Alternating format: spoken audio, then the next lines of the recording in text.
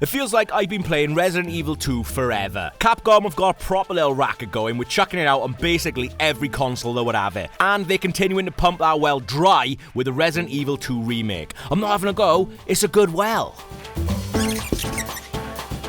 Turns out Capcom have been watching this series I do closely and have been impressed with the type of journalism I've mastered. I mean, their eyes ain't painted on, so obviously they thought I was the perfect person to go to the Tokyo Game Show and muck about with their new game. I was the first person in the world outside of the nerds who make it to play this new bit where you're boshing about the Raccoon City's police station. The game is a banger, right? But before I got to that, I had to dredge through all manner of grot to get to the place to play it. Turns out Japan don't give a shit and will chuck anything on their shelves. Jesus Christ, Japan, tuck it in, lads. We've even got IGN Japan who do everything in Japanese. They do live streams of all the big conferences and that, just like the IGN I work for. They asked me to come on and show them how it's done, but I walked in and this was happening.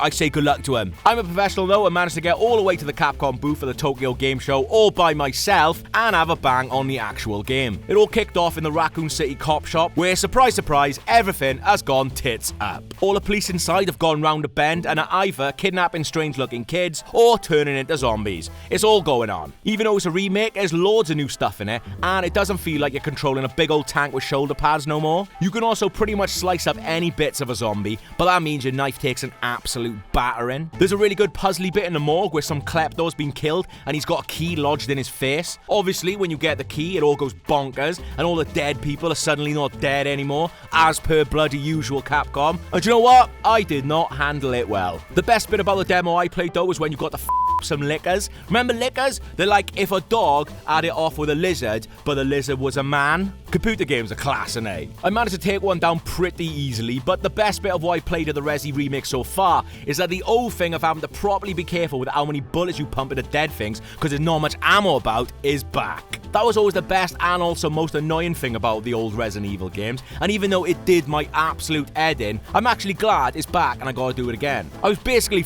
Rambo by the time I finished Resident Evil 6. Although, to be fair, as careful as I was being with the ammo in my demo, I will never not shoot a dead bear's arse. And if you ask me, it's not a game unless you can shoot a bear in the arse. No, it's not a game unless you can shoot a bear in the arse.